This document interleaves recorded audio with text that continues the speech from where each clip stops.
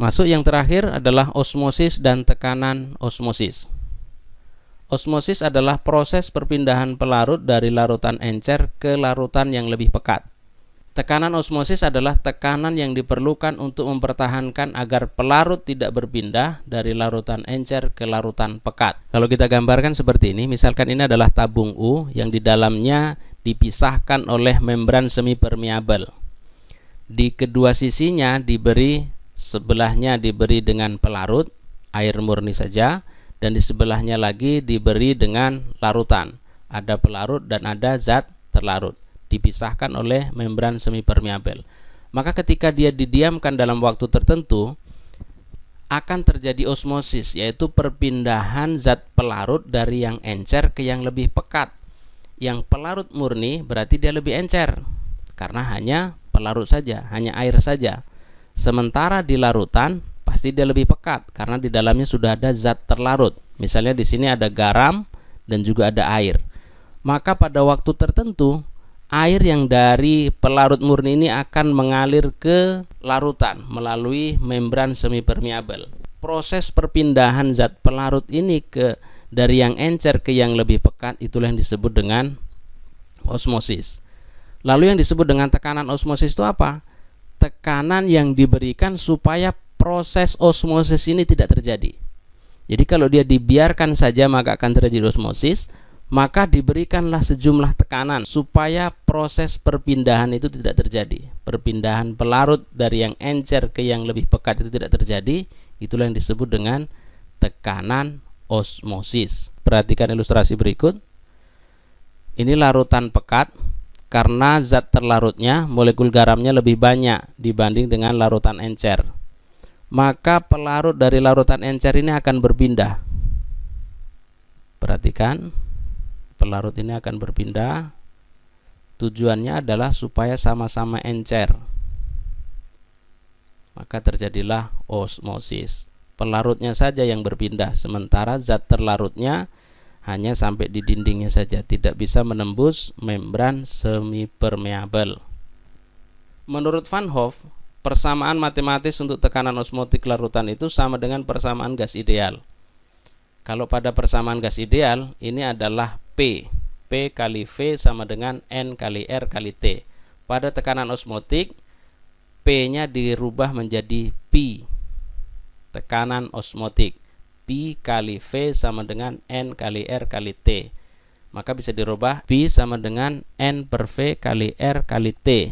Maka P sama dengan N per V itu sama dengan molaritas, sama dengan M dikali R dikali T.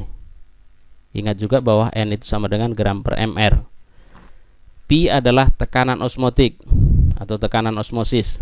Satuannya adalah atmosfer, ATM. V adalah volume larutan, satuannya dalam liter. N adalah jumlah mol, tadi mol sama dengan gram per mR. R adalah tetapan gas ideal, satuannya liter ATM mol pangkat min 1 Kelvin pangkat min 1.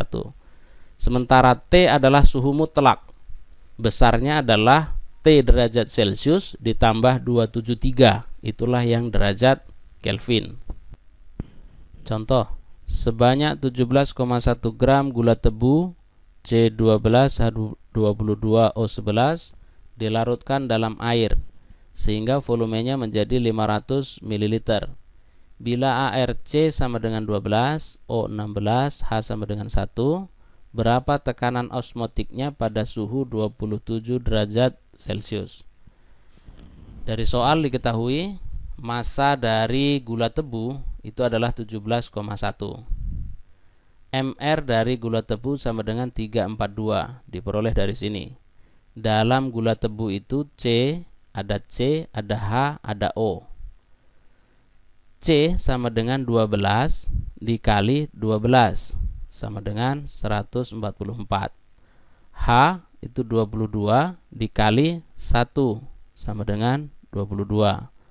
O sama dengan 11 dikali 16 sama dengan 176. Diperolehlah 342. Itulah MR dari gula tebu. Volume 500 ml. 500 ml itu sama dengan 0,5 liter.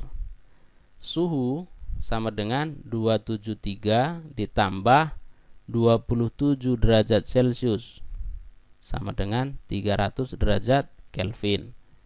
R sama dengan 0,082.